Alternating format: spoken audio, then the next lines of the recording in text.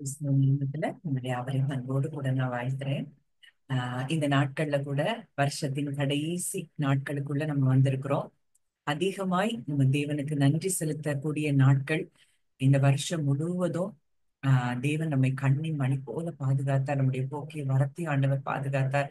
எத்தனையோ பலவீனங்கள், வியாதிகள் இந்த உலகத்துல இருந்த பொழுதிலும் எதுவும் நம்மை அண்டாதபடி, அது நம்மை தொடாதபடி தேவன் பாதுகாத்தார்.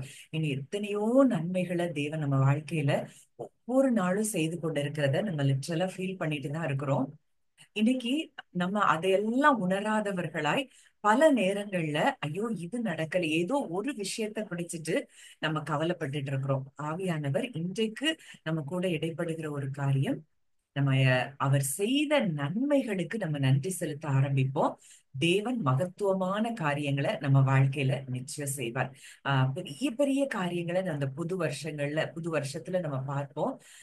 அதனால அதாவது பழைய காரியங்கள் எதெல்லாம் நெகட்டிவா நம்ம வாழ்க்கையில இருந்ததோ அதை குறிச்சு நம்ம நினைக்க தேவையில்லை. முந்தினவைகளை நினைக்க வேண்டாம், பூர்வமானவைகளை சிந்திக்க வேண்டாம் அப்படின்னு சொல்லி வார்த்தை சொல்லுது.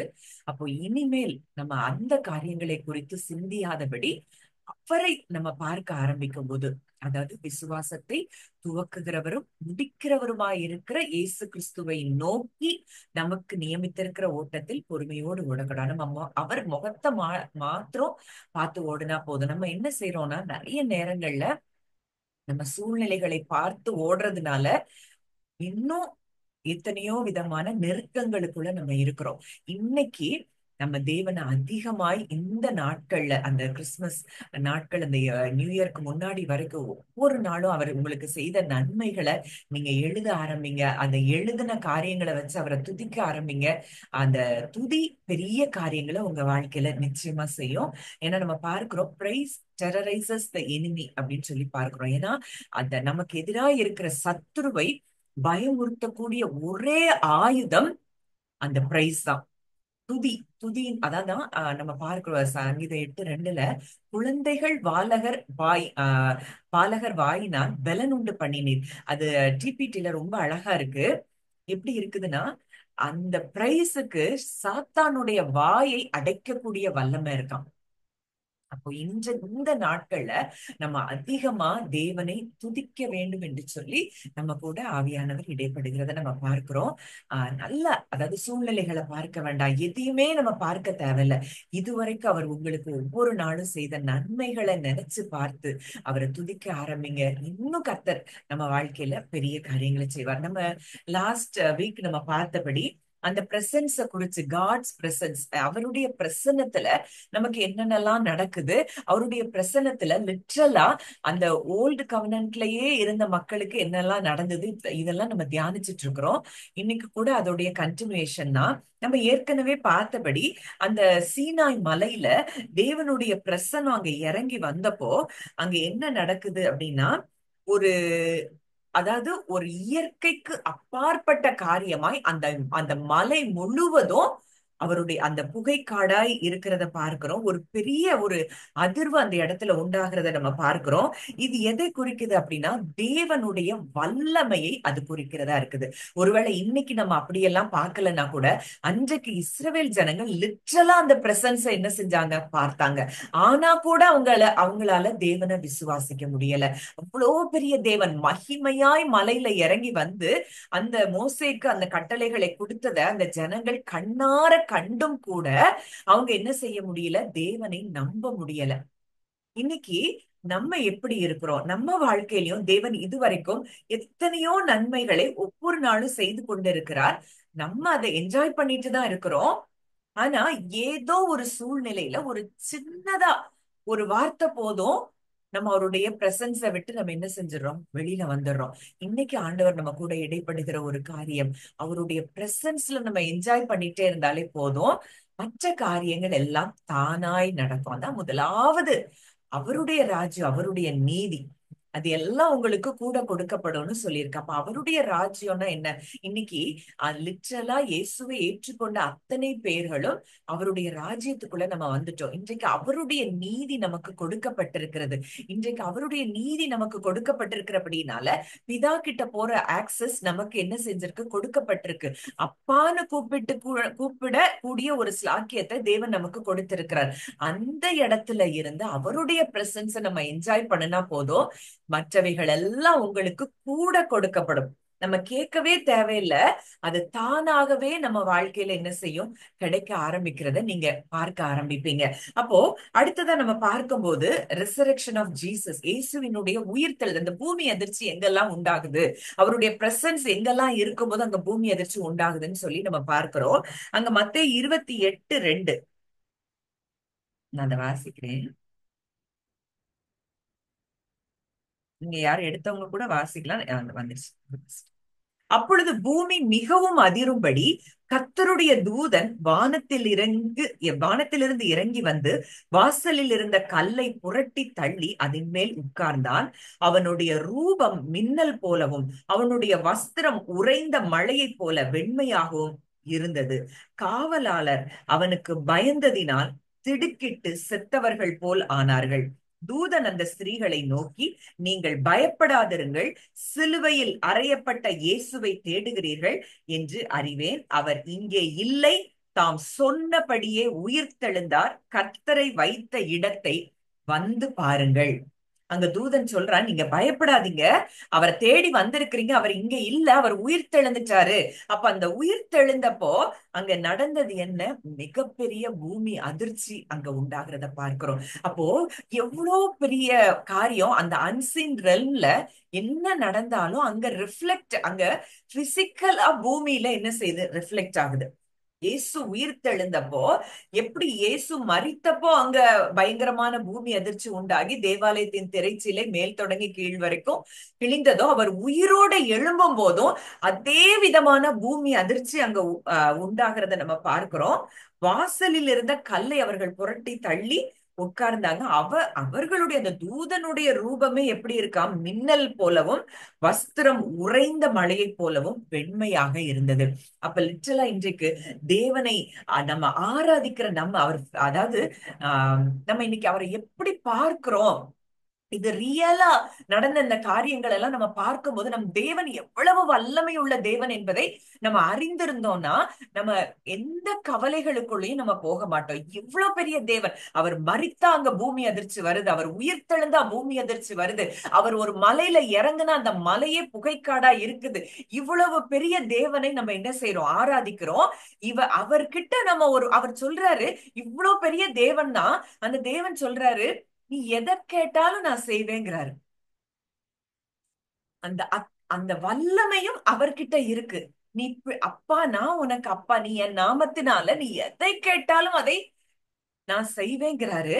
அவர் எப்படி செய்யாமல் இருப்பாரு?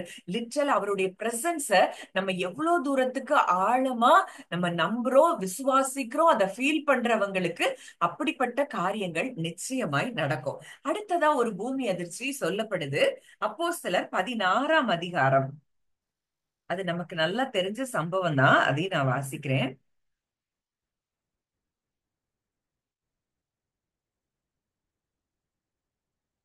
அங்க பவுலும் சீலாவும் அங்க ஜெபம் பண்ற இடத்துக்கு போகும்போது குறி சொல்வதற்கு ஏவின ஆவியை கொண்டிருந்து குறி சொல்லுகிறதுனால தன் எஜமான்களுக்கு மிகுந்த ஆதாயத்தை உண்டு பண்ணின ஒரு பெண் இவர்களுக்கு எதிர்படுறா. அவ தொடர்ந்து அவங்கள்ட்ட வந்து என்ன சொல்றா? இவர்கள் உன்னதமான தேவனுடைய குமாரர், ரட்சிப்பின் வழியை நமக்கு அறிவிக்கிறவர்கள்னு சொல்லி சத்தம் போடுறா. இப்படி அநேக நாள் செய்து கொண்டு வந்ததுனால பவுலுக்கு என்ன வந்துருச்சு? சினம் கொண்டு திரும்பி பார்த்து, ஏன்னா பவுலுக்கு தெரியுது, அவர் டிசைன் பண்றாரு, இது ஹோலி ஸ்பிரிட் இல்ல, இது ஈவில் ஸ்பிரிட்ங்கிறத அவர் டிசைன் பண்ணதுனால அவளை சொல்றாரு, நீ சினம் கொண்டு திரும்பி பார்த்து நீ இவளை விட்டு புறப்படும்படி இயேசு கிறிஸ்துவின் நாமத்தினாலே உனக்கு கட்டளை இடுகிறேன் என்று அந்த ஆவியுடனே சொன்னான். அந்நேரமே அது புறப்பட்டு போயிட்டு. சரி, இதெல்லாம் நடந்த பிறகு அங்க என்ன நடக்கு? அவளுடைய எஜமான்கள் தன்னுடைய ஆதாயம் அகன்று போயிற்று, அற்று போயிற்றுன்னு பார்த்து அங்க பவுலையும் சீலாவையும் பிடிச்சு சந்தை வெளியில இருக்கிற அதிகாரிகள்கிட்ட இழுத்துட்டு போறாங்க. இந்த மனுஷன் நம்ம பட்டணத்துல கலகம் பண்ணி ரோமராகிய நாம் ஏற்றுக்கொள்ள முடியாதவைகள் எல்லாம் போதிக்கிறாங்கன்னு சொல்லி அங்க அவர்களுக்கு விரோதமா எழும்பினாங்க. அதிகாரிகள் உடனே அவர்களுக்கு எதிராக ஒரு தண்டனை கொடுக்கறாங்க. அவங்க வஸ்திரங்களை கிழித்து அவங்களை அடிக்க சொல்லி அவர்களை அநேக அடித்த பிறகு சிறைச்சாலையில வைத்து அவங்களை பத்திரமாய் காக்கும்படி சிறைச்சாலைக்காரன்ட்டும் கட்டளையிட்டுட்டாங்க. இவங்க நல்ல அடி வாங்கிட்டு அங்க அவர்கள் கால்களை தொழு மரத்துல மாட்டி வச்சிருக்கிறாங்களாம். நடு ராத்திரியிலே மிட் நைட்ல பவுலும் சீலாவும் ஜெபம் பண்ணி தேவனை துதித்து பாடினார்கள். சங்கீதம் 22ல நினைக்கிறேன் அந்த வசனம் வரும், இஸ்ரவேலின் துதிகளில் வாசம் செய்கிறவர். அப்போ நம்ம துதிக்கிற இடத்துல அவர் என்ன செய்கிறாரா? வாசம் செய்கிறாரா? அவர் பிரசன்ஸ் அந்த இடத்துக்கு இறங்கி வந்துருது. இவங்க இவங்க ஜெபம் பண்றது, இவங்க துதிக்கிறது ஒரு சிறைச்சாலைக்குள்ளதான். அவங்க ஏதோ சர்ச்ல இருந்து ஜெபம் பண்ணல, சர்ச்ல இருந்து துதிக்கல. அவங்க அவங்க மிகுந்த நிறைய குற்றவாளிகள் இருக்கிற இடத்துலதான் அவங்க துதிக்கிறாங்க, ஜெபிக்கிறாங்க. அந்த இடத்துல இஸ்ரவேலின் துதிகளில் வாசம் செய்கிறவர் அங்கே இறங்கி வந்தபடியினால் அந்த பிரசன்னத்துல அங்க என்ன நடக்குது? சடுதியிலே சிறைச்சாலையின் அஸ்திபாரங்கள் அசையும்படியாக பூமி மிகவும் அதிர்ந்தது. உடனே கதவுகள் எல்லாம் திறவுண்டது, எல்லாருடைய கட்டுகளும் கழன்று போயிற்று. ஒன்னே ஒண்ணு நீங்க இன்னைக்கு நல்லா புரிஞ்சுக்கணும். அவருடைய பிரசன்ஸ்ல நீங்க அவரை எப்பெல்லாம் உண்மையாய் துதித்து ஆராதிக்க ஆரம்பிக்கிறீங்களோ அங்க என்ன நடக்குது? பூமி அதிர்கிறது. உங்களுக்காக தேவன் பலத்த காரியங்களை அவர் செய்கிறது. ஏன்னா அவர் துதிகள்ல வாசம் பண்ணுகிறவர். அந்த துதிய நீங்க உண்மையா ஃப்ரம் த ஹார்ட் நீங்க அவருக்கு செலுத்த ஆரம்பிக்கும் போது அங்க தேவன் இறங்கி வருகிறார். அவருடைய பிரசன்ஸ் அந்த இடத்துல இறங்கி வருது. அங்க என்ன நடக்குது? பூமி அதிருது, கதவுகள் திறக்கப்படுகிறது. உங்களுக்கு எந்த கதவெல்லாம் அடைக்கப்பட்டிருக்கு, இந்த கதவெல்லாம் எனக்கு இன்னும் திறக்கலை, இந்த கதவுகள் எனக்கு திறந்தா நல்லா இருக்குமேன்னு நினைச்சு நீங்க போராடி கொண்டு இருக்கலாம். ஒன்னே ஒண்ணு செய்யுங்க, நல்லா துதிச்சு பாடுங்க, உங்க கதவுகள் தானாய் திறக்கிறத நீங்க பார்ப்பீங்க. என்னோட லைஃப்ல இதை சொல்லும் போது ஒருவேளை ஆவியானவர் எனக்கு நினைப்பூட்டுற பல வேளைகளை நான் இதை சொல்லியிருக்கிறேன். என்னுடைய மகனுடைய அட்மிஷன்ல எல்லா பக்கமும் அடைப்பட்ட மாதிரி தான் இருந்தது. அந்த நாங்க 2 பேரும் ஒரு தீர்மானம் எடுத்து, இல்ல தேவன் நமக்கு ஒரு வழியை திறப்பாருன்னு சொல்லி துதிக்க ஆரம்பித்த அந்த நாட்கள்ல கதவு தானாய் திறந்ததை நாங்க பார்த்தோம். ஒரு அற்புதமான கதவு திறந்து நல்ல ஒரு இடத்துல தேவன் அவனை படிக்க வைத்ததை நாங்க பார்த்தோம்னா, நிச்சயமா இது ஒருவேளை இன்னைக்கு ஒரு சகோதரியா நான் இதை உங்கள்கிட்ட ஷேர் பண்றேன்னா, இது உங்க அனைவருக்கும் உரிமையானது. நீங்க யாரு உண்மையா அதாவது நம்ம ஹார்ட் எப்படி இருக்கக்கூடாதுன்னா, நான் துதிச்சா இது நடக்கும் அப்படிங்கிற மைண்ட் செட்ல இல்லாம, இல்ல அவருடைய அன்பை உணர்ந்தவர்களாய் நம்ம துதிக்க ஆரம்பிக்கும் போது அற்புதங்கள் தானாய் நடக்கிறத நீங்க பார்க்க ஆரம்பிப்பீங்க. அங்க என்ன நடக்குது? கதவுகள் எல்லாம் திறவுண்டது, எல்லாருடைய கட்டுகளும் கழன்று போயிற்று. இன்னைக்கு உங்க குடும்பத்தினர் யாரெல்லாம் பாண்டேஜ்குள்ள இருக்கிறாங்களோ அவர்களுடைய கட்டுகள், அது கட்டுகள்ல இருந்து அவங்க விடுவிக்கப்படணும். கட்டுகள் கலரணும்னா நம்ம செய்ய வேண்டியது ஒண்ணே ஒண்ணு, நீங்க நல்லா அவரை பிரைஸ் பண்ண ஆரம்பிங்க. ஃப்ரம் த ஹார்ட் நீங்க துதிக்க ஆரம்பிங்க. அப்பா நீங்க இருக்கிறீங்க, நீங்க செஞ்சு முடிப்பீங்க, நீர் சகலத்தையும் செய்ய வல்லவர், நீர் சர்வ வல்லமையுள்ள தேவன், ஒருவராய் பெரிய அதிசயங்களை செய்கிறவர் அப்படின்னு சொல்லி ஃப்ரம் த ஹார்ட் நீங்க துதிக்க ஆரம்பிங்க. உங்களுக்கான கதவுகள் திறக்கும். உங்க குடும்பங்கள்ல உங்க கட்டுகள் மாத்திரம் இல்ல, உங்களை சுற்றி இருக்கிறவர்களுடைய கட்டுகளும் அங்க எவ்வளவு சூப்பர் நேச்சுரலா அது நடக்கு பாருங்களேன். அவ்வளோ அடி அடிச்சு தொழு மரத்துல மாட்டி வச்சிருக்கிறாங்க. அவங்க கட்டுகள் அங்க கலரணும்னா அங்க எவ்வளவு தூரம் அன்சீன் ரெல்ம்ல இருந்து அங்க தூதர்கள் இறங்கி வந்து அவர்களுக்காக வேலை செஞ்சதை நம்ம பார்க்கிறோம். அப்போ இதே பவுலோஸ்க்கும் சீலாவுக்கும் பவுலும் சீலாவும் ஆராதிக்கிற அதே தேவனை தானே நாமும் ஆராதிக்கிறோம். ஏன் நமக்கு நடக்காது? நிச்சயம் நடக்கும். இன்னைக்கு நம்ம ஒரு முடிவை எடுப்போம். இந்த வருஷம் கடைசி நாட்கள்ல நாங்க வந்திருக்கிறோம். இனி ஒவ்வொரு நாட்களும் எங்க வாழ்க்கையில துதியின் சத்தம் மாத்திரம்தான் இருக்கும்னு சொல்லி நம்ம துதிக்க ஆரம்பிப்போம். பலத்த அற்புதங்களை நம்ம பார்க்க முடியும், நிச்சயமாய் நம்ம பார்க்க முடியும். அப்போ இந்த எர்த்குவேக் வந்து எதுக்கு ஒரு சிம்பலா இருக்கு அப்படின்னா, தேவன் அவரை உண்மையாய் தேடுகிறவர்கள் வாழ்க்கையில அவர் எவ்வளவு தூரம் செயல்படுகிறார் அப்படிங்கிறதற்கு ஒரு உதாரணமா இந்த காரியத்தை நம்ம பார்க்கிறோம். அடுத்ததை நம்ம பார்க்கிறோம். அங்க அங்க செங்கடல்ல அவங்க எப்படி வெளியே வந்தாங்க. அத யாத்ராகமம் 15:8. அங்க காட்ஸ் பிரசன்ஸ் இருந்ததுனால அங்க என்ன நடக்குது, கடல் ரெண்டாக பிளக்கிறத நம்ம பார்க்கிறோம். நான் வாசிக்கிறேன். உமது நாசியின் சுவாசத்தினால் ஜலம் குவிந்து நின்றது, வெள்ளம் குவியலாக நிமிர்ந்து நின்றது, ஆழமான ஜலம் நடுக்கடலில் உறைந்து போயிற்று. தொடருவேன், பிடிப்பேன், கொள்ளையாடி பங்கிடுவேன், என் ஆசை அவர்களிடத்தில் திருப்தியாகும், என் பட்டயத்தை உருவுவேன், என் கை அவர்களை சங்கரிக்கும் என்று பகைஞன் சொன்னான். உம்முடைய காற்றை வீச பண்ணினீர், கடல் அவர்களை மூடிக்கொண்டது, திரளான தண்ணீர்களில் ஈயம் போல அமிழ்ந்து போனார்கள். கர்த்தாவே, தேவர்களில் உமக்கு ஒப்பானவர் யார்? பரிசுத்தத்தில் மகத்துவம் உள்ளவரும் துதிகளில் பயப்படத்தக்கவரும் அற்புதங்களை செய்கிறவருமாகிய உமக்கு ஒப்பானவர் யார்? அங்க அழகா அங்க ஒரு துதி செலுத்துறாங்க. செங்கடல் பிளந்த பிறகு அங்க சொல்றாங்க, அவருடைய பிரசன்ஸ் இருக்கிற இடத்துல, அவருடைய நாசியின் சுவாச காற்றுல கடலே ரெண்டா பிளந்து போகும்னா, இன்னைக்கு உங்க வாழ்க்கையில அவர் அற்புதங்களை செய்கிறதற்கு அது கடினமான காரியமா? என்ன அற்புதத்துக்காக நீங்க காத்திருக்கிறீங்களோ அந்த அற்புதத்தை செய்யக்கூடிய அனைத்து வல்லமையும் அவரிடத்தில் இருக்கிறதுங்கிறத நம்புனா மட்டும் போதும். நீங்க என்ன அற்புதத்துக்காக காத்து கொண்டு இருக்கிறீங்களோ அந்த அற்புதங்கள் தானாய் உங்க வாழ்க்கையில நடக்கிறத பார்ப்பீங்க. அங்க என்ன நடக்குதா, ஜலம் தண்ணி எங்கேயாவது குவிஞ்சு நிக்குமா அப்படின்னு சொல்லி பார்த்தோம்னா வாய்ப்பே கிடையாது. சூப்பர் நேச்சுரல், அவர் பிரசன்ஸ்னாலே அங்க சூப்பர் நேச்சுரல் தான் நடக்கும். அப்ப இன்னைக்கு அவர் பிரசன்ஸ்ல நம்ம என்ஜாய் பண்ணும்போது சூப்பர் நேச்சுரல் காரியங்கள் உங்க வாழ்க்கையில நிச்சயமாய் சம்பவிக்கிறத நீங்க பார்ப்பீங்க. வெள்ளம் குவியலாக நிமிர்ந்து நின்றது, ஆழமான ஜலம் நடுக்கடலில் உறைந்து போயிடுச்சு. அந்த ஆழமா இருக்கிற ஜலம் நடுக்கடல்ல எப்படி ஆயிட்டான், உறைந்து போய் ஒரு ஐஸ் கட்டி மாதிரி என்ன செஞ்சிருச்சான், மாறிடுச்சான். உன்னை பின்னாடி உன்னை தொடருவேன், பங்கிடுவேன் அப்படின்னு சொன்ன எல்லாரு மேலையும் உங்க காற்றை வீச பண்ணினீர், அவர் தண்ணீர் கடல் அவர்களை மூடிக்கொண்டது, திரளான தண்ணீர்கள் ஈயம் போல அமிழ்ந்து போனார்கள். கர்த்தாவே, தேவர்களில் உமக்கு ஒப்பானவர் யார்?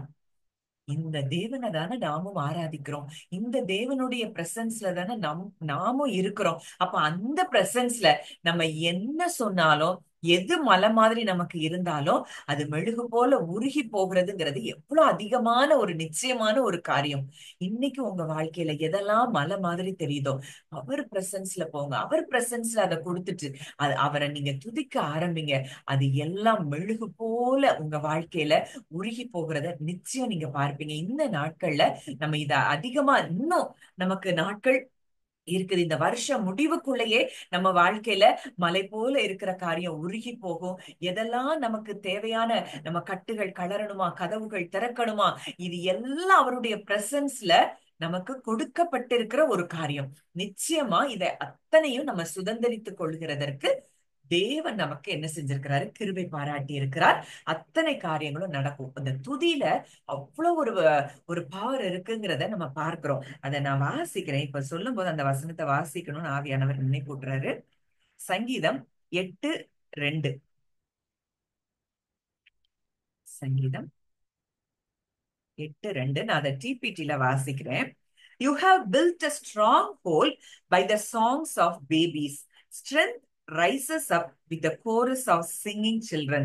This kind of praise has the power to shut Satan's mouth. Childlike worship will silence the madness of those who oppose you. அழகா கொடுத்திருக்கு. This kind of praise. என்ன praise? கள்ளம் கபடமற்ற இருதயத்திலிருந்து வருகிற துதி சாத்தானுடைய வாயை அடைக்குமா? இன்னைக்கு எந்த எந்த காரியம் எல்லாம் சாத்தானுடைய வாய் உங்க வாழ்க்கையில திறந்திருக்கிறதோ அந்த காரியங்கள் அடைபடணும்னா ஒரு இன்னசென்ட் ஹார்ட்ல இருந்து தேவனை துதிக்கிற துதி அதை நிச்சயம் செய்யும் அப்படின்னு சொல்லி வேதம் சொல்லுது. அடுத்ததா சைல்ட் லைக் வர்ஷிப். அந்த குழந்தை அந்த சின்ன பிள்ளை ஏதாவது ஒண்ணு செய்யணும்னா அது என்ன செய்யணும்னா அதுக்கு நடிக்க தெரியாது, வேஷம் போட தெரியாது, இதை நான் செஞ்சா எனக்கு இதை கிடைக்கும் அப்படிங்கறதெல்லாம் இல்ல. அந்த innocent heart, child like worship வந்து என்ன செய்தான், நம்ம எதிர்க்கிறவர்களுடைய மூடத்தனத்தை அது என்ன செய்தான், சைலன்ஸ் பண்ணுதான், அமைதியாக்குதான். அப்போ எவ்வளவு பெரிய காரியம்! அவருடைய பிரசன்ஸ்ல நம்ம என்ஜாய் பண்ணும்போது, அவருடைய பிரசன்ஸ்ல நம்ம துதிக்கும் போது இத்தனை காரியங்கள் நமக்கு அற்புதமாய் நடக்கிறத நம்ம பார்க்கிறோம்.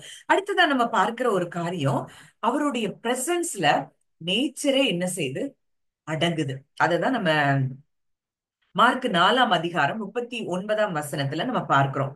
மார்க் 4:39.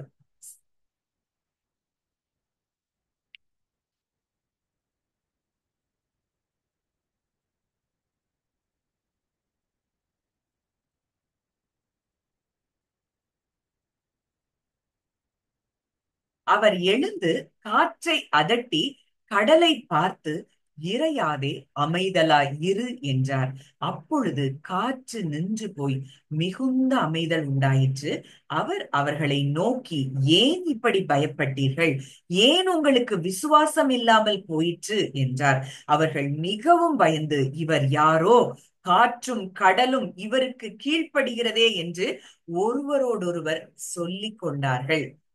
இன்னைக்கு அந்த பிரசன்ஸ், இப்போ நம்ம இதையும் பவுலையும் சீலாவையும் நம்ம கம்பேர் பண்ணி பார்த்தோம் அப்படின்னா, அங்க தேவனுடைய பிரசன்ஸ் இருக்கிற இடத்துல இயற்கை அவர்களுக்கு எதிராய் எதுவும் செயல்பட முடியாதபடி அவர் இயற்கையை அதட்டி அடக்குகிறத நம்ம பார்க்கிறோம். அங்க பவுலும் சீலாவும் துதிக்கும் போது அங்க என்ன நடக்குது, அங்கே அங்க பூமி அதிர்ச்சி உண்டாகுது. அந்த பிரசன்ஸ்ல தேவன் இறங்கி வந்ததுனால அங்க சூப்பர் நேச்சுரலான காரியங்கள் அங்க என்ன செய்யுது, நடக்குது. இவங்க எதுவுமே செய்யல, துதிச்சு பாடதான் செய்யறாங்க. பூமி அதிர்ச்சி உண்டாகுது, கட்டுகள் கலருது, கதவுகள் தானாய் பூட்டி இருக்கிற கதவுகள் எப்படி திறக்க முடியும், தானா திறக்க முடியும். அங்க அவங்களுக்கு வந்து நல்ல காவல் போட்டிருக்காங்க. இவங்க தப்பிச்சு போக கூடாதுங்கிறதுக்காகவே நல்ல ஒரு காவல். அந்த காவல்ல இருக்கக்கூடிய அந்த பவுலும் சீலாவும் இருக்கக்கூடிய அந்த சிறைச்சாலையின் கதவுகள் அது எப்படி தானாய் திறக்க ஆரம்பிக்கும். அப்ப அவர் பிரசன்ஸ்ல அவ்வளோ தூரம் அந்த சூப்பர் நேச்சுரல் காரியங்கள் எல்லாம் என்ன செய்யுது, நடக்குது. அப்ப இன்னைக்கு அதே தேவனை ஆராதிக்கிற நாம் இன்னைக்கு எப்படி இருக்கிறோம், அவரை எப்படி ஆராதிக்கிறோம், அவரை எப்படி துதிக்கிறோம்? சைல்ட் லைக் வர்ஷிப் நம்ம கிட்ட இருக்குதா? நம்ம ஃப்ரம் த ஹார்ட் அவரை துதிக்கிறோமா? நிச்சயமா என் அப்பா என் கூட இருக்கிறார், என் அப்பா எனக்காக இதை செய்து முடிப்பாருங்கிற அந்த நம்பிக்கை, வைராக்கியம் நமக்கு இருக்குதா அப்படிங்கிறத நம்ம ஆராய்ந்து பார்க்கணும். நிச்சயமா இதை நம்ம செய்யும் போது நம்முடைய காரியங்கள் தானாகவே எல்லாம் நடக்கிறத நீங்க பார்க்க ஆரம்பிப்பீங்க. அங்க பவுலும் சீலாவும் நாங்க வெளியே போனோம் அப்படி இப்படிங்கிற எதுவுமே அவங்களுடைய ரெக்வஸ்டா அங்க ரொம்ப ஜெபம் பண்ணி துதிக்க ஆரம்பித்தார்கள். அவங்க என்ன ஜெபம் பண்ணாங்கன்னு தெரியல. அங்க துதிக்க ஆரம்பித்த மாத்திரத்துல அங்க கட்டுகள் கலருதுன்னா, இன்னைக்கு உங்க கட்டுகள் நிச்சயமாய் கலரும். ஃப்ரம் த இன்னைக்கு, இன்னையில இருந்து நீங்க ஒரு தீர்மானம் எடுங்க. நம்ம எல்லாருமே தீர்மானம் எடுப்போம். நான் ஆண்டவரை துதிக்கிறது மாத்திரம் தான் இனி இந்த கடைசி நாட்கள்ல வந்துட்டோம், நாங்க துதிக்கிறது மாத்திரம் தான் எங்களுக்கு வேலை. இனி நம்ம எத்தனையோ நாட்கள் ஜெபித்தாச்சு, ஜெபித்த எல்லா ஜெபங்களுக்கும் தேவன் என்ன செஞ்சிட்டாரு, பதில் கொடுத்துட்டாருங்கிற நம்பிக்கையோட அவரை நம்ம துதிக்க ஆரம்பிப்போம். காரியங்கள் எல்லாம் மாறுதலாய் முடிகிறது நீங்க பார்க்க ஆரம்பிப்பீங்க. அடுத்ததான் நம்ம இப்போ இனிதான் ஒரு முக்கியமான ஒரு இடத்துக்குள்ள நம்ம வர்றோம். இப்போ இந்த காட்ஸ் பிரசன்ஸ்ல நம்ம இருக்கிறதுனால என்னென்ன பிளெஸிங்ஸ் எல்லாம் நம்ம இன்ஹெரிட் பண்ண முடியும் அப்படிங்கிறத ஒரு எக்ஸாம்பிள்ஸோட பார்க்க போறோம். ஒருவேளை இதுவுமே நான் அததான் சொல்றேன், இன்னும் 1 or 2 வீக்ஸ் நமக்கு போகலாம். ஆனா இந்த பிரசன்ஸ்ல இருக்கக்கூடிய முக்கியத்துவத்தை நம்ம அறிஞ்சோம் அப்படின்னாதான் அந்த பிரசன்ஸ்ல இருக்கக்கூடிய விடுதலைகளை நம்ம பார்க்க முடியும். அதனால இத முடிஞ்ச அளவுக்கு நீங்க கேளுங்க. ஒருவேளை ஜூம்க்கு வர முடியலன்னா கூட யூடியூப்ல பிறகு அப்லோட் பண்ண பிறகு நீங்க எல்லாரும் கண்டிப்பா கேளுங்க. இந்த அவருடைய பிரசன்னத்துல இருக்கிற நம்ம ஒவ்வொருத்தருடைய வாழ்க்கையில மலை போல இருக்கிற காரியங்கள் எல்லாம் பனி போல உருகணும் அப்படின்னா நிச்சயமா அந்த வார்த்தைகளை முதல்ல நம்ம அறியணும். இந்த வார்த்தை நமக்கு என்ன செய்யும், விடுதலைகளை நிச்சயம் கொண்டு வரும். அப்போ அடுத்ததான் நம்ம சங்கீதம் 16:11 வாசிக்கலாமா? சங்கீதம் 16:11 வாசிக்கிறேன். யாரும் எடுத்தீங்கன்னாலும் வாசிக்கலாம், ஒண்ணும் தப்பு இல்ல. ஜீவ மார்க்கத்தை எனக்கு தெரியப்படுத்துவீர். உம்முடைய சமூகத்தில் பரிபூரண ஆனந்தமும் உம்முடைய வலது பாரிசத்தில் நித்திய பேரின்பமும் உண்டு. அவர் சமூகத்துல, அவர் பிரசன்ஸ்ல என்ன இருக்கான்? ஜாய் இருக்கான், நித்திய பேரின்பம் இருக்கான், எட்டர்னல் ஜாய். அவர் பிரசன்ஸ்குள்ள போயிட்டாலே அங்க சந்தோஷம் மாத்திரம்தான். அப்போ இன்னைக்கு அவர் பிரசன்ஸ்குள்ள போகும்போது நமக்கு கிடைக்கக்கூடிய முதல் பெனிஃபிட் ஃபர்ஸ்ட் என்னன்னா ஜாய் அண்ட் ஃபுல்ஃபில்மெண்ட்.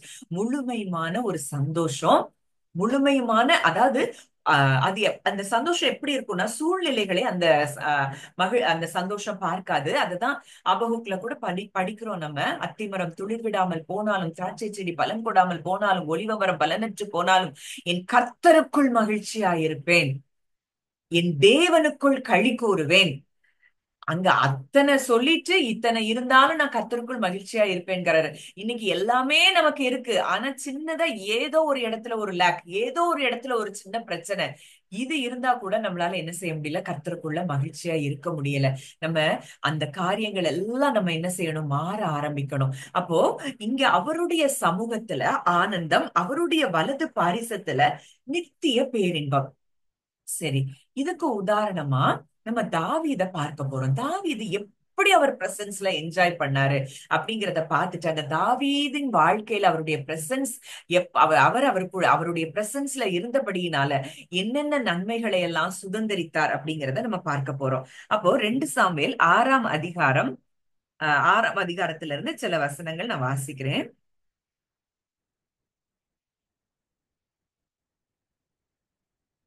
2 சாமுவேல் 6.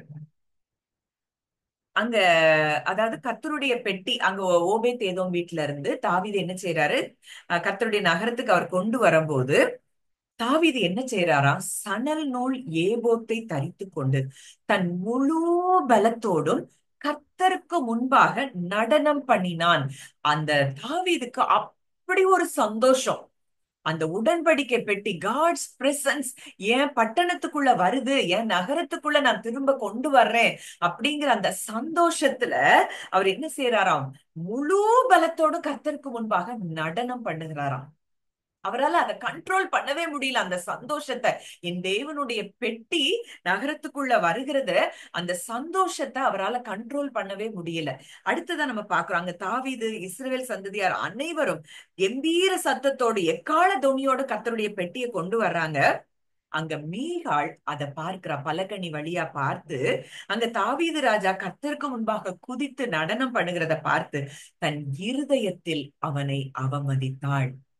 ஒருவேளை நீங்க இன்னைக்கு அவர் பிரசன்ஸ்ல இருக்கிறதுனால, நீங்க என்ஜாய் பண்ணிட்டு இருக்கிறதுனால உங்களை யாராவது அவமதிக்கலாம், அவமதித்து உங்களை பேசலாம். ஆனா உங்களுக்கு ஒரு நன்மையும் என்ன செய்யாது? குறைவுபடாது. அங்க என்ன நடக்குது? அவர்கள் கர்த்தருடைய பெட்டியை உள்ளே கொண்டு வந்து தாவீது போட்ட கூடாரத்துக்குள் அது ஸ்தானத்துல வைத்தப்போ சர்வாங்க தகன பலிகளையும் சமாதான பலிகளையும் தாவீது இட்ட பிறகு ஜனங்களை ஆசீர்வதித்து எல்லாருக்கும் அப்போ இறைச்சி துண்டு கொடுத்து திராட்சரசத்தையும் பங்கிடுறாங்க. ஜனங்கள் எல்லாரும் வீட்டுக்கு போயிட்டாங்க. தாவீது தன் வீட்டாரை ஆசீர்வதிக்கிறதற்கு திரும்பும் போது அங்க மீகாள் சொல்றா, அற்ப மனுஷரில் ஒருவன் தன் வஸ்திரங்களை கழற்றி போடுகிறது போல இன்று தம்முடைய ஊழியக்காரருடைய பெண்களின் கண்களுக்கு முன்பாக தம்முடைய வஸ்திரங்களை உரித்து போட்டிருந்த இஸ்ரவேலின் ராஜா இன்று எத்தனை மகிமைப்பட்டிருந்தார். இருதயத்தில் அவமதிக்கிறார். டைரக்டாவே அங்க என்ன செய்யறா? தாவீது கிட்ட சொல்றா, நீர் ரொம்ப பெரிய மகிமைப்பட்டிருந்தீரே, இப்படி நடனம் ஆடி பெண்களுக்கு முன்னாடி உன்னுடைய வஸ்திரங்கள் எல்லாம் உறிஞ்சு போட்டு நீ ஆடின நடனம் ரொம்ப ரொம்ப அழகா இருந்தது அப்படின்னு சொல்லி அவ என்ன செய்யறா? தாவீதை அவமதிக்கிறாள். தாவீது சொல்றாரு ஒரு வார்த்தை, உன் தகப்பனை பார்க்கிலும் அவருடைய எல்லா வீட்டாரை பார்க்கிலும் என்னை இஸ்ரவேலின் மேல், கர்த்தருடைய ஜனத்தின் மேல், இஸ்ரவேலாகிய கர்த்தருடைய ஜனத்தின் மேல் தலைவனாக கட்டளையிடும்படிக்கு தெரிந்து கொண்ட கர்த்தருடைய சமூகத்திற்கு முன்பாக நான் ஆடி பாடினேன். நான் அவருக்கு முன்னாடி ஆடி பாடுறேன். நிறைய நான் டெஸ்டிமனிஸ் கேட்டிருக்கேன். எப்படின்னா அது எவ்வளவு பெரிய சிக்னஸா இருந்தாலும் நீங்க அவரை துதிச்சு நீங்க டான்ஸ் ஆடி உங்க ரூம் அடைச்சிட்டு அவர் பிரசன்ஸ்ல என்ஜாய் பண்ணி பாருங்க, அந்த சிக்னஸ் அப்படியே உங்களை விட்டு போகும். நிறைய டெஸ்டிமனிஸ் நான் இதை குறிச்சு கேள்விப்பட்டிருக்கிறேன். ஆனா நமக்கு ஒருவேளை நம்ம பாரம்பரியமா வந்த நமக்கு இதெல்லாம் இது எப்படி இதெல்லாம் சாத்தியமா அப்படின்லாம் கூட நம்ம மனது நினைக்க தோணும். ஆனா உண்மையா இதுல அற்புதம் நடக்குது. ஏன்னா அவருடைய வார்த்தை பொய்யாகாது. அங்க துதிக்கிற வேளையில அவர் இறங்கி வந்துடுறாரு. அவர் இறங்கி வந்த பிறகு நம்ம சரீரத்துல பலவீனங்கிறது எப்படி இருக்க முடியும்? அங்க அங்க பார்க்கிறோம். அவ சொல்றா, ஆஹ் என்னை இஸ்ரவேலாகிய கர்த்தருடைய ஜனத்தின் மேல் தலைவனாக கட்டளையிடும்படிக்கு தெரிந்து கொண்ட அவர் சமூகத்துக்கு முன்னாடி நான் ஆடி பாடினேன். இதை பார்க்கிலும் இன்னும் நீசனும் என் பார்வைக்கு அர்ப்பணும் ஆவேன். அப்படியே நீ சொன்ன பெண்களுக்கு கூட மகிமையாய் விளங்குவேன் என்றார். ஆனா சவுலின் குமாரத்தியாகிய மீகாளுக்கு மரணம் அடையும் நாள் மட்டும் என்ன இல்லையா? பிள்ளை இல்லை. காரணம், அவள் தாவீதை அவமதித்ததினால, அவருடைய பிரசன்ஸ்க்கு முன்னாடி அவ ஆடி பாடினத அவமதிச்சதுனால அவளுக்கு பிள்ளை இல்லை அப்படிங்கிறத நம்ம பார்க்கிறோம். அப்போ இங்க ஒருவேளை நீங்க அப்படிப்பட்ட சூழ்நிலைகள்ல இருக்கலாம். ஒருவேளை நீங்க கர்த்தருக்கு முன்னாடி நல்லா துதிக்கிறவங்களா இருக்கலாம். அவரையே தேடுறதுனால உங்களுக்கு நிறைய அவமரியாதைகள் உண்டாகலாம், நிந்தனைகள் உண்டாகலாம், அவமானங்கள் உண்டாகலாம். ஆனா நீங்க ஒரு நாளும் தாழ்ந்து போக மாட்டீங்க. நீங்க மேற்கொள்வது நிச்சயம். ஏன்னா தாவீதின் வாழ்க்கையில அவர் அந்த பிரசன்ஸ்ல இருந்ததுனால என்னென்ன காரியங்கள்லாம் நடந்ததுங்கிறத நம்ம ஷார்ட்டா நம்ம தியானிச்சு பார்க்கும்போது உங்களுக்கு தெரியும். அதுல முதலாவது இது நம்ம பார்க்கும்போது அங்க கோலியாத், பெரிய கோலியாத், அவ்வளவு பெரிய கோலியாத். அந்த சவுல் ராஜா அங்க சமஸ்த ஜனங்களுக்கும் மேல அவன் உயரமா இருந்தானா. அவ்வளோ ராஜ தோரண, அவ்வளோ அழகுள்ள ராஜா. அப்படி இருந்த சவுல் அந்த கோலியாத்தை பார்த்து பயந்துட்டு இருக்கிறாரு. இங்க பிரசன்ஸ்லயே இருந்த தாவீது, கர்த்தரை குறித்து அதிகமாய் ஆழமாய் அறிந்து வைத்திருந்த தாவீது அங்க போய் ஒரே நொடி பொழுதுல அங்க என்ன செய்யறாரு? கோலியாத்தை ஜெயிக்கிறார். அப்போ இன்னைக்கு நீங்களும் நானும் அவருடைய பிரசன்ஸ்ல நம்ம இருந்தோம்னா நமக்கு எதிரா என்ன யுத்தம் எழும்பினாலும் நம்ம நிச்சயமா ஜெயிப்போம் அப்படிங்கிறதுல அதுல மறுப்பே கிடையாது. நிச்சயமான உண்மை. அடுத்ததா 1 சாமுவேல் 18:14 நான் வாசிக்கிறேன். 1 சாமுவேல் 18:14.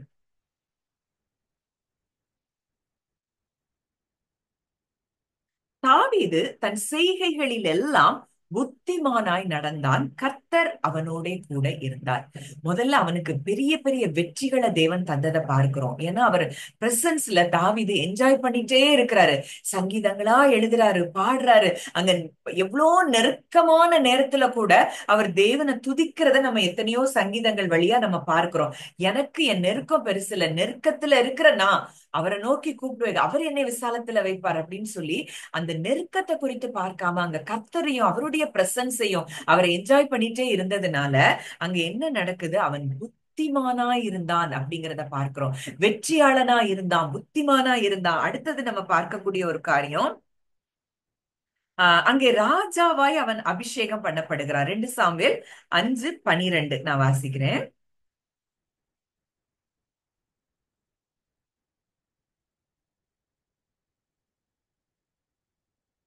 கர்த்தர் தன்னை இஸ்ரவேலின் மேல் ராஜாவாக திடப்படுத்தி தம்முடைய ஜனமாகிய இஸ்ரவேலின் நிமித்தம் தன்னுடைய ராஜ்யத்தை உயர்த்தினார் என்று தாவீது கண்டு அறிந்தபோது, அப்போ பிரசன்ஸ்ல இருக்கிறவனுக்கு உயர்வு நிச்சயம்.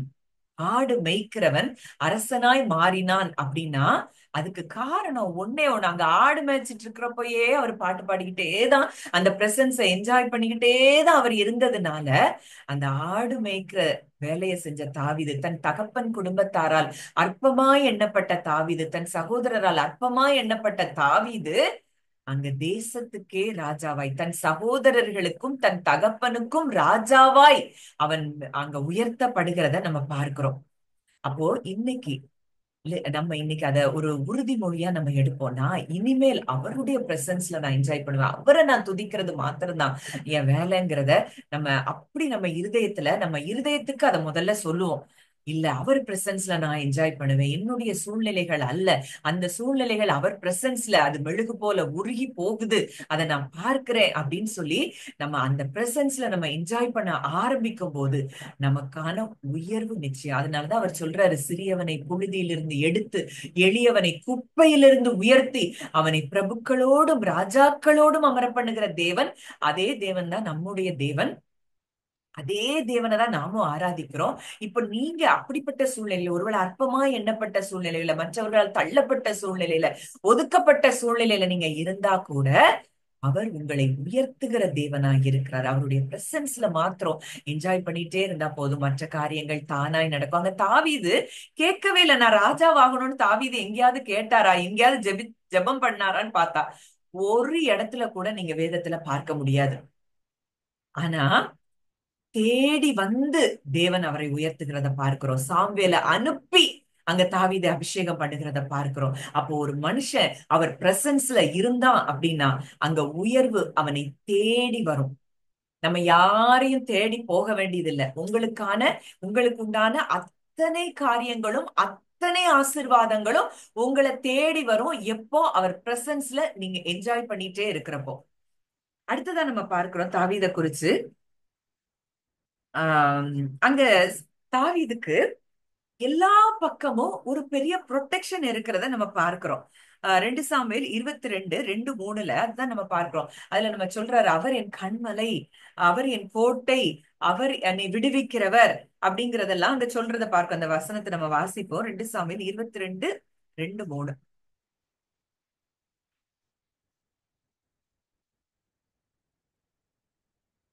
கர்த்தர் என் கண்மலையும் என் கோட்டையும் என்ற அதற்கு முந்தின வசனம் நம்ம பார்க்கிறோம். கர்த்தர் தாவீதை அவனுடைய எல்லா சத்துருக்களின் கைக்கும் சவுலின் கைக்கும் நீங்களாக்கி விடுவித்த போது அவன் கர்த்தருக்கு முன்பாக பாடின பாட்டு.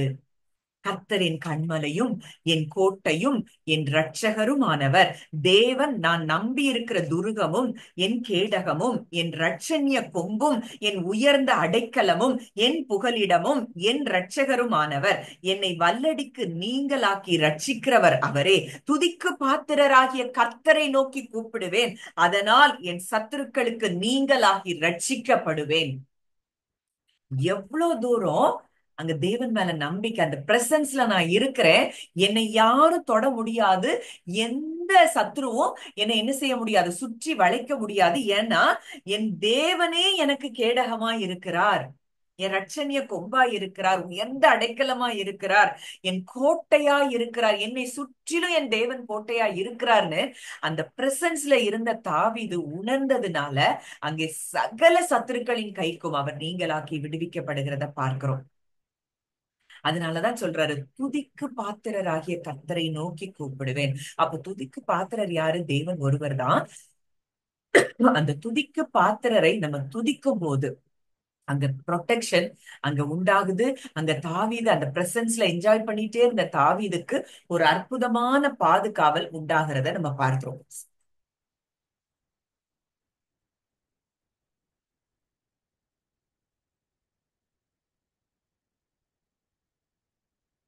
அடுத்ததா தாவீதை குறிச்சு நம்ம பார்க்கும்போது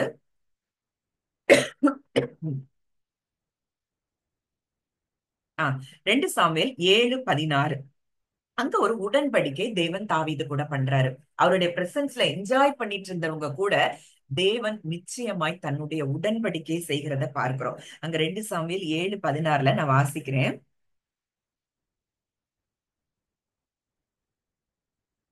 உன் வீடும் உன் ராஜ்யமும் என்றென்றைக்கும் உனக்கு முன்பாக ஸ்திரப்பட்டிருக்கும், உன் ராஜாசனம் என்றென்றைக்கும் நிலை பெற்றிருக்கும் என்கிறார் என்று சொல்ல சொன்னார்.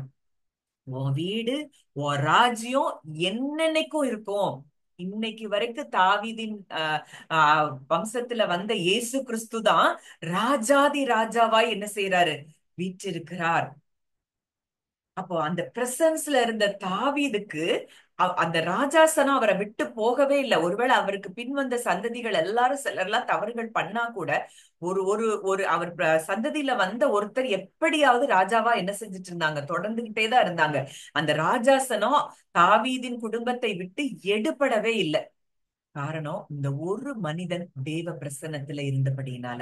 அப்போ இன்னைக்கு நீங்க உங்க குடும்பத்துல நீங்க அந்த தேவ பிரசன்ஸ்ல என்ஜாய் பண்ணி அவரை துதிச்சு ஆராதிச்சு அவர் முகத்தையே பார்த்து கொண்டு இருப்பீங்கன்னா, உங்கள் நிமித்தம் உங்க தலைமுறைகள் தலைமுறையாய் அவர் என்ன செய்வாரு? ஆசீர்வதிக்கிற தேவனாய் இருக்கிறார். நம்ம பார்க்கிறோம், ஒருவேளை பழைய ஏற்பாட்டுலதான் நம்ம பார்க்கிறோம், அவரிடத்தில் அன்பு கூர்ந்த கற்பனை கை கொள்ளுகிறவர்களுக்கு 1000 தலைமுறை மட்டும் இரக்கம் செய்கிறவர் அப்படின்னு பார்க்கிறோம். அப்போ இன்னைக்கு நீங்க உங்க குடும்பத்துல நீங்க ஒரு ஆள் தான்.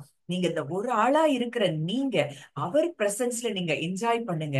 உங்க தலைமுறைகள் நிச்சயமாய் ஆசீர்வாதமா இருப்பாங்க. அதுல மாற்றமே கிடையாது.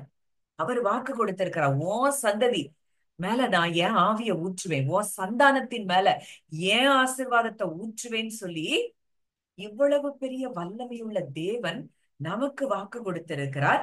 நிச்சயம் உங்க சந்ததிகள் ஆசீர்வாதமாகத்தான் இருப்பார்கள் அப்படிங்கிறத அந்த பிரசன்ஸ்ல நம்ம என்ஜாய் பண்ணிட்டே இருந்தோம்னா அந்த காரியங்கள் நம்ம வாழ்க்கையில தானாக நடக்க ஆரம்பிக்கிறத நீங்க பார்ப்பீங்க. அடுத்ததா நம்ம பார்க்கிற ஒரு காரியம் லூக்கா 24:32. அதாவது அந்த ஜாய் அண்ட் ஃபுல்ஃபில்மெண்ட் அங்க அவர் பிரசன்ஸ்ல இருக்கும்போது அங்க என்ன நடக்குதுன்னு சொல்லி பார்த்துட்டு இருக்கோம். இப்போ முதல்ல தாவீதுக்கு என்ன நடந்தது அப்படின்னு சொல்லி தியானிச்சோம். இப்ப அடுத்ததா அந்த லூக்கா 24ல நம்ம பார்க்கிறோம் ஒரு காரியம். அங்க இயேசு மரித்து உயிர்த்தெழுந்த பிறகு அங்க எம்மாவூர் சீஷர்களுக்கு அவர் என்ன செய்யறாரு? காட்சி கொடுக்கிறார். அப்போ அங்க காட்சி கொடுக்கும் போது அவங்க சொல்றாங்க, ஐயோ இயேசு இப்படி மரிச்சு அவரு காணாம போயிட்டாரு அப்படிலாம் தீர்க்கதரிசிகள் சொன்ன அப்போ அவரும் கூட சேர்ந்து யாருன்னே தெரியாத மாதிரி அவங்க கூட போறாரு. அவருடைய சரீரத்தை நாங்க காணல, தேவதூதரை தரிசித்தோம் அப்படின்னு சொல்லி அவரை பார்த்தவங்க எல்லாம் எங்களை பிரமிக்க பண்ணாங்க. அப்போ நான் எங்க சீஷர்கள்ல சிலரும் அங்க போய் பார்த்தா அவரை காணல அப்படின்ன உடனே அவர் சொல்றாரு, தீர்க்கதரிசிகள் சொன்ன யாவையும் விசுவாசிக்கிறதற்கு புத்தி இல்லாத மந்த இருதயம் உள்ளவர்களே. இன்னைக்கு ஒருவேளை லிட்ரலா இந்த வார்த்தையை நம்மளை பார்த்து கூட தேவன் சொல்றாரோன்னு நான் நினைக்கிறேன். ஏன்னா இன்னைக்கு நம்மை குறித்த அத்தனை தீர்க்க தரிசன வார்த்தைகள் வாக்கு தத்தங்கள் வேதத்துல சொல்லப்பட்டிருக்கு. அப்போ அதை விசுவாசிக்கிறதற்கு புத்தி இல்லாத மந்த இருதயமா தான் நாமும் என்ன செய்யறோம்? இருக்கிறோம். பல வேளைகள்ல நம்மளுக்கு எத்தனைதான் தலையில அடிச்சு அடிச்சு வாக்குத்தத்தம் கொடுத்தா கூட அந்த வாக்குத்தத்தத்தை விசுவாசிக்க முடியாதபடிக்கு புத்தி இல்லாத மந்த இருதயம் உள்ளவர்களா இருக்கிறாங்க. இயேசு அவங்கள பார்த்து அப்படி சொல்றாரு, புத்தி இல்லாத மந்த இருதயம் உள்ளவர்களே அப்படின்னு சொல்லிட்டு, கிறிஸ்து விதமாய் பாடுபடவும் தமது மகிமேல் பிரவேசிக்க வேண்டியதில்லையா என்று சொல்லி மோசே முதல் சகல தீர்க்கதரிசிகளும் எழுதின வேத வாக்கியங்கள் எல்லாவற்றை குறித்து சொல்லியவைகளை அவர்களுக்கு விவரித்து காண்பித்தார். அத்தருணத்தில் தாங்கள் போகிற கிராமத்துக்கு அவங்க சமீபமானாங்க. அப்போ அவர் அப்புறம் போகிறவர் போல் காண்பித்தாராம். அவங்க கூட போகாது போல அவர் வேற எங்கேயோ போறது போல காண்பித்தாராம். அப்ப அவங்க சொல்றாங்க, நீர் எங்களுடனே தங்கிரும், சாயங்காலம் ஆயிற்று, பொழுதும் போயிற்றுன்னு வருந்தி கேட்டுக்கொள்றாங்க. அப்போது அவங்க கூட அவர் தங்கும்படி போறார். அவங்க கூட அவர் பந்தி இருக்கும்போது அவர் அப்பத்தை எடுத்து ஆசீர்வதித்து அதை பிட்டு அவர்களுக்கு கொடுத்தார். அப்பொழுது அவருடைய கண்கள் திறக்கப்பட்டு அவரை அறிந்தார்கள். உடனே அவர் அவர்களுக்கு மறைந்து போனார். அங்க என்ன நடக்க அதுக்கப்புறம் இவங்க ஒருத்தர் பார்த்து பேசுறாங்க. அப்பொழுது அவர்கள் ஒருவரை ஒருவர் நோக்கி, வழியிலே அவர் நம்முடனே பேசி வேத வாக்கியங்களை நமக்கு விளங்க காட்டின பொழுது நம்முடைய இருதயம் நமக்குள்ளே கொழுந்து விட்டு எரியவில்லையா என்று சொல்லிக் கொண்டு, ஸ்பிரிட்ல தேவன் அந்த வார்த்தைகளுக்கு விளக்கம் சொல்லினப்போ இவங்க அதை ஃபீல் பண்ணிருக்காங்க. லிட்ரலா அவங்க இருதயம் அவங்களுக்குள்ள என்ன செஞ்சுதான்? கொழுந்து விட்டு எரிஞ்சுதான். இதுதான் அவர் பிரசன்ஸ்ல இருக்கக்கூடிய ஒரு காரியம். ஒருவேளை இன்னைக்கு நம்ம ஒரு சின்ன கூட்டமா இந்த இடத்துல கூடி இருக்கிறோம், அவர் பிரசன்ஸ்ல கூடி இருக்கிறோம். ஒருவேளை இந்த வார்த்தைகள் எத்தனை பேருக்கு ஏன்னா அவருடைய வார்த்தைகள் ஆவியாயும் ஜீவனாய் இருக்குது. என்கிட்ட ஒண்ணும் பெரிய இதெல்லாம் கிடையாது. ஆனா இன்றைக்கு நான் விசுவாசிக்கிறேன், அந்த ஆவியானவர் எனக்குள்ளே இருக்கிறார், உங்க ஒவ்வொருவருக்குள்ளே இருக்கிறார். இந்த ஆவியா இருக்கிற அந்த வார்த்தைகளை பேசும்போது நிச்சயம் உங்களுடைய இருதயங்கள், ஒவ்வொரு இருதயங்களும் அது கொழுந்து விட்டு எரியத்தான் செய்யணும். ஏன்னா அவருடைய பிரசன்ஸ் இருக்கிற இடத்துல அந்த வார்த்தைகள் வெளிப்படுகிற நேரத்துல நம்ம இருதயங்கள் என்ன செய்து? கொழுந்து விட்டு எரிய ஆரம்பிக்கிறது. அந்த சீஷர்கள் அங்க லிட்ரலா அதை ஃபீல் பண்றாங்க. அவருடைய பிரசன்ஸ் இருக்கிறது. அவருடைய பிரசன்ஸ்ல இருந்து அந்த வார்த்தைகள் வெளிப்படும் போது அந்த வார்த்தைகள் என்ன செய்து? நம்முடைய இருதயம் நமக்குள்ளே கொழுந்து விட்டு எரியவில்லையா? இன்னைக்கு லிட்டரலா உங்க யாருக்கெல்லாம் அப்படி கொழுந்து விட்டு எரியுதுன்னு எனக்கு தெரியல. ஆனா இத சொல்லும் போது நான் அதை ஃபீல் பண்ண முடியுது. நிச்சயமா அவருடைய வார்த்தைகளுக்கு அவ்வளோ அக்கினியாய் அந்த வார்த்தைகள் இருக்கிறது, ஜீவன் இருக்குது, வல்லமை இருக்குது. இந்த வார்த்தைகளை பேசும்போதே நம் இருதயம் நமக்குள்ளே கொழுந்து விட்டு எரிந்தது அப்படின்னா நிச்சயமா அந்த பிரசன்ஸ்ல நம்ம என்ன செய்யறோம்? அற்புதங்களை பெற்றுக் கொள்கிறோம். அடுத்ததா நம்ம ஏற்கனவே பார்த்தபடி பிலிப்பியர் 4:4 அவருடைய பிரசன்ஸ்ல நம்ம எப்படி அங்க என்ன செய்யணுங்கிறத அந்த வசனத்துல சொல்லப்பட்டிருக்கு. பிலிப்பியர் 4:4 நான் வாசிக்கிறேன்.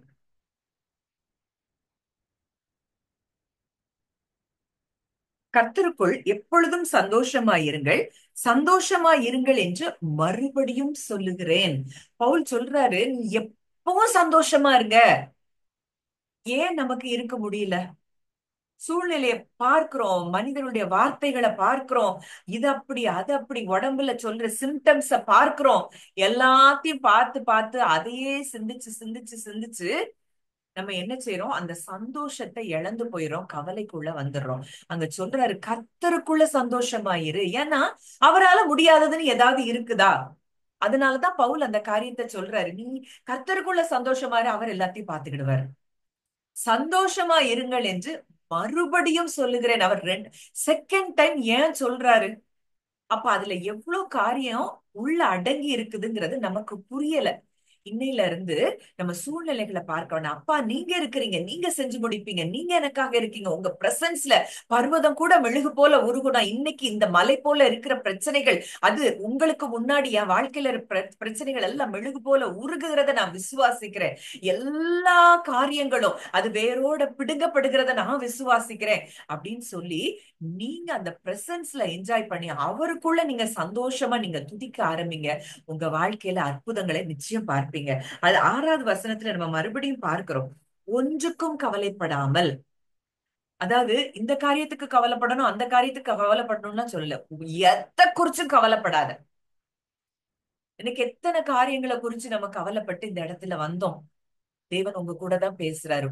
ஒன்றுக்கும் கவலைப்படாமல் எல்லாவற்றையும் குறித்து உங்கள் விண்ணப்பங்களை, என்னென்னலாம் கவலை இருக்கோ அந்த விண்ணப்பங்கள் எல்லாவற்றையும் எப்படி சொல்லணுமா? ஸ்தோத்திரத்தோடு கூடிய ஜெபத்தினாலும் வேண்டுதலினாலும் தேவனுக்கு தெரியப்படுத்துங்கள். அப்ப ஸ்தோத்திரத்தோடு கூடிய ஜெபம்னா என்ன? அப்பா இந்த பிரச்சனை இருக்குது, இது எனக்கு கஷ்டமா தான் இருக்குது, இதை நான் உங்கள்ட்ட கொடுக்குறேன், இதுல நிச்சயமா நீங்க எனக்கு வேலை செஞ்சு நீங்க எனக்கு இதை நன்மையா மாத்தி தருவீங்கன்னு நான் நம்புறேன்ப்பா, உமக்கு ஸ்தோத்திரம். இதான் ஸ்தோத்திரத்தோடு கூடிய ஜெபம். அந்த பதிலை பெற்றுக்கொள்வதற்கு முன்பதாகவே நன்றி செலுத்தி ஜெபிக்கிறது தான் ஸ்தோத்திரத்தோடு கூடிய ஜெபம், வேண்டுதல். தேவனுக்கு தெரியப்படுத்தினா போதும், நம்ம இருதயம் எதுல நிரம்பிரும்? தேவ சமாதானத்தினால நிரம்பிரும். நம்ம இருதயம் சிந்தனைகளையும் அது கிறிஸ்து இயேசுக்குள்ளாக காத்து கொள்ளுமா. அப்போ இந்த ஜாய்ல இருக்கக்கூடிய இது இருக்கணும்னு நம்ம நினைக்கிற நம்ம முதல்ல செய்ய வேண்டிய காரியம் அவருக்குள்ள சந்தோஷமா இருக்கணும். ரெண்டாவது, ஒண்ணு குறிச்சு கவலைப்படக்கூடாது. நம்ம விண்ணப்பங்களை ஸ்தோத்திரத்தோடு கூடிய ஜெபத்தினாலும் வேண்டுதலினாலும் அவருக்கு தெரியப்படுத்தினா போதும், அவர் அதுல என்ன செய்வாரு? வேலை செய்ய ஆரம்பிச்சிடும். எத்தனை பரிசுத்தவான்களை நம்ம வேதத்துல பார்க்கிறோம். நீங்க அத எப்படியெல்லாம் அவங்க வேண்டுதல் செஞ்சாங்க, எப்படியெல்லாம் அண்ணாள பாருங்க. அவ அழுதுறா, அழதான் செஞ்சா, அங்க ஆலயத்துல வந்து அழதா செய்யறா. ஆனா அழுதுட்டு அங்க கத்துட்டு ஒப்பு கொடுத்துட்டு போன பிறகு அவ என்ன செய்யலையா? துக்க முகமா இருக்கலையான்னா, நான் சொல்லிட்டேன், என் அப்பா எனக்கு தந்துட்டாரு. அங்க யோசபாத் ராஜா, அவ்வளோ பிரச்சனை அங்க இருக்கு, அத்தனை ராஜாக்கள் சூழ்ந்துட்டாங்க. அங்க ஒரு வார்த்தை வருது, இந்த யுத்தம் கர்த்தருடையது, நீங்கள் சும்மா இருப்பீர்கள்னு சொன்ன உடனே அவர் என்ன செஞ்சாரு? பாடுறதுக்கு ஆட்களை முன்னாடி நிறுத்திட்டார். அப்ப அந்த அளவுக்கு அவங்க தேவனை விசுவாசித்து நன்மைகளை சுதந்திரித்தாங்க. இன்னைக்கு நமக்கு லிட்ரலா ஏதோ ஒரு எதிரா ஒரு யுத்தம் வந்து நமக்கு பாடுறதுக்கு முன்னாடி ஆட்களை நிறுத்துவோமா? நிச்சயம் நிறுத்த மாட்டோம். நம்ம யோசபாத் ராஜா இருந்த இடத்துல நம்ம இருந்தோம்னா அங்க இருக்கிறதுலே ஸ்ட்ராங்கான சோல்ஜர்ஸ் யாருன்னு அந்த ஃப்ரண்ட் ரோல நம்ம நிறுத்தி வைப்போம். ஆனா அங்க யோசபாத் ராஜாவுக்கு ஒரு வார்த்தை வந்துட்டு, என் தேவனிடத்துல இருந்து வந்துருச்சு, நிச்சயமா இந்த யுத்தத்துல நான் ஜெயிப்பேன், இனி எனக்கு சோல்ஜர்ஸ் தேவையில்ல, அவரை துதிக்கிற துதி வீரர்கள் போதும் அப்படின்னு சொல்லி அங்க துதிக்கிறவர்களை அங்க என்ன செய்யறாரு? முதல்ல நிறுத்துறாரு. அந்த துதிக்கு இருக்கிற பவரை நம்ம அதுல அவ்வளோ பெரிய யுத்தம், அத்தனை ராஜாக்கள் சூழ்ந்து கொண்டிருந்த அந்த யுத்தத்துல அவங்க துதிச்சு பாட ஆரம்பிக்கிறாங்க. அங்க ஒருவருக்கொருவர் அவர்கள் என்ன செய்யறாங்களாம், வெட்டி மடிந்து போனதை நம்ம பார்க்கிறோம்.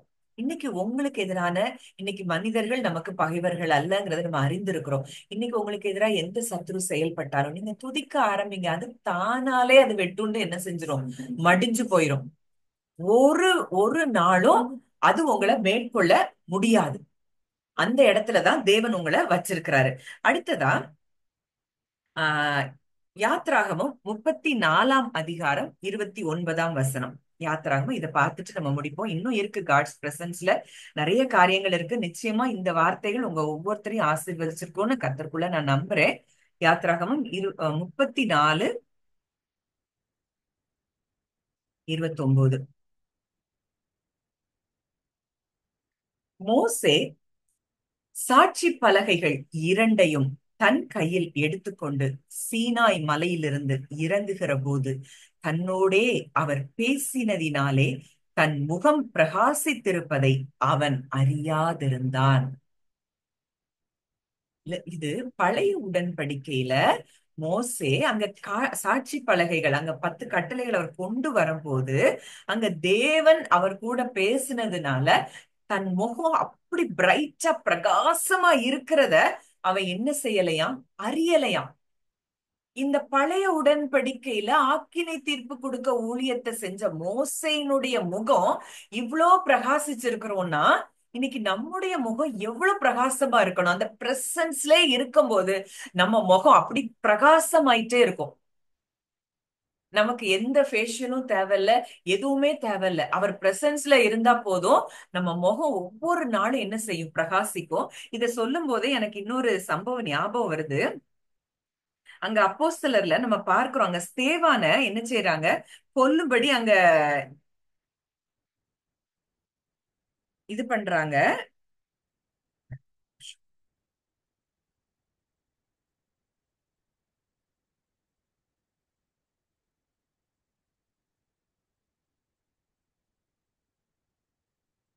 அப்போ அங்க ஸ்தேவானுடைய முகம் அங்க தேவதூதனுடைய முகம் போல பிரகாசித்தது அப்படின்னு சொல்லி அங்க போடப்பட்டிருக்கும். ஒரு நிமிஷம்.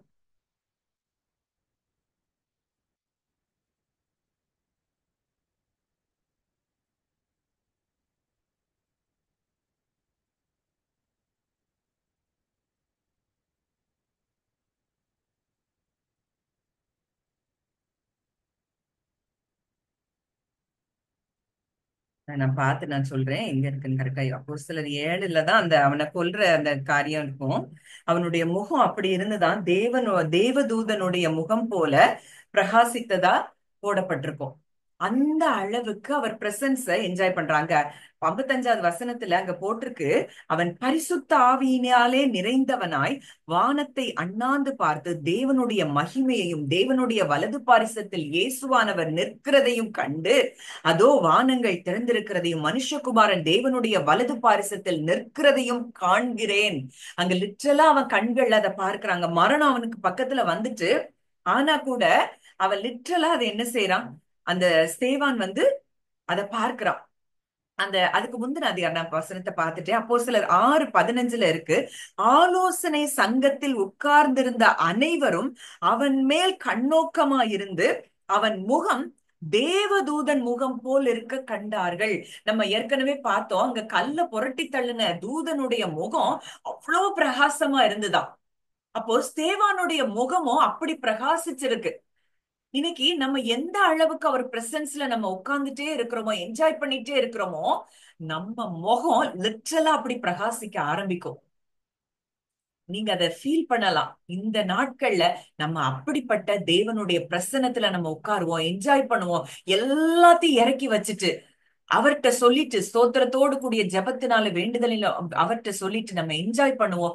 எல்லா காரியங்களும் மலை போல இருக்கிற காரியங்கள் பனி போல உருகும். என்னென்ன பிரச்சனைகள் இருந்தாலும் அது எல்லாம் மாறும். சிறைச்சாலை கதவுகள் உங்களுக்காக திறக்கும். கட்டுகள் களரும். உங்கள் மூலமாய் மற்றவர்களுடைய கட்டுகளும் அங்க என்ன செய்யும், கழன்று போகும். அப்படிங்கிறத நீங்க அறிந்து கொண்டு அந்த ஹார்ட், அவர் யார், அவருடைய நேச்சர் என்ன, அவருடைய பார் என்ன, அவருடைய அத்தாரிட்டி என்ன, அதை அறிந்தவர்களாய் நம்ம துதிக்க ஆரம்பிப்போம். பெரிய காரியங்களை நம்ம வாழ்க்கையில நம்ம நிச்சயம் பார்ப்போம். ஜெபிக்கலாம். நல்ல தகப்பனே, நன்றியோடு உம்மை துதிக்கிறோம், ஸ்தோத்தரிக்கிறோம் அப்பா. இந்த அருமையான நாளிலும் எங்களோடு கூட இடைப்பட்ட உம்முடைய வார்த்தைக்காக நாங்கள் நன்றி செலுத்துகிறோம். உம்முடைய சமூகத்தில் ஆனந்தம், உம்முடைய வலது பாரிசத்தில் நித்திய பேரின்பமும் உண்டுப்பா. இந்த நாட்கள் இன்று இருக்கிற இந்த டிசம்பர்ல அந்த கடைசி நாட்களுக்குள்ள நாங்க வந்திருக்கிறோம் அப்பா.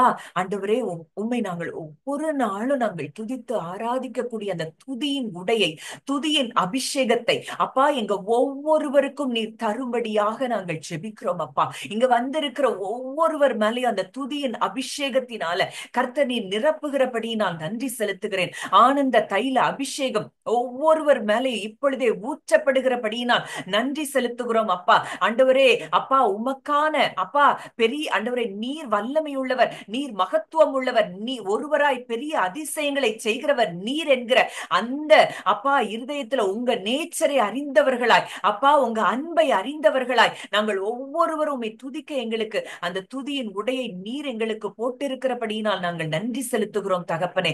ஒடுங்கின ஆவிக்கு பதிலாக துதியின் உடையை நீர் எங்களுக்கு அணிவித்திருக்கிறபடியினால் நாங்கள் நன்றி செலுத்துகிறோம் அப்பா. இந்த மாத முடிவுக்குள்ள அப்பா உங்களுடைய பிரசனத்துல பர்வதங்கள் எல்லாம் மெழுகு போல உருகி போகிறதற்காக நன்றி செலுத்துகிறோம். உங்க வாழ்க்கையில அப்பா ஒவ்வொரு மலைகளும் அது உருகி போகிறதை நான் பார்க்கிறேன் தகப்பனே.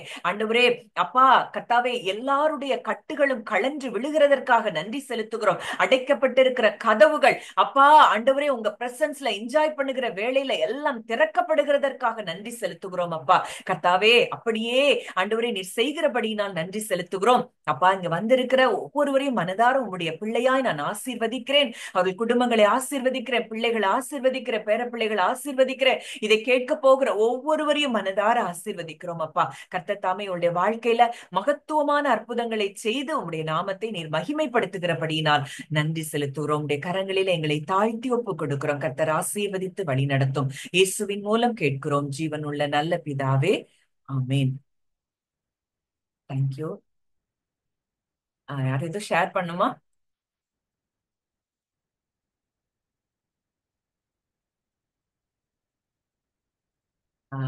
இந்த வாரமும் ப்ரேயர் செஷன் எனக்கு தெரியல, எங்க வீட்டுல சில ஃபங்க்ஷன்ஸ் எல்லாம் இருக்கு.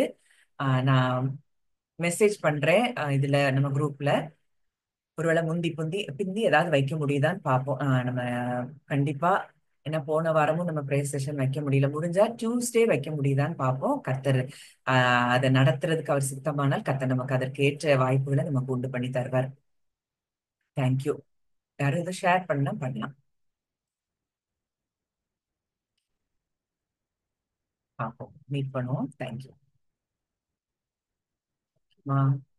Thank you brother.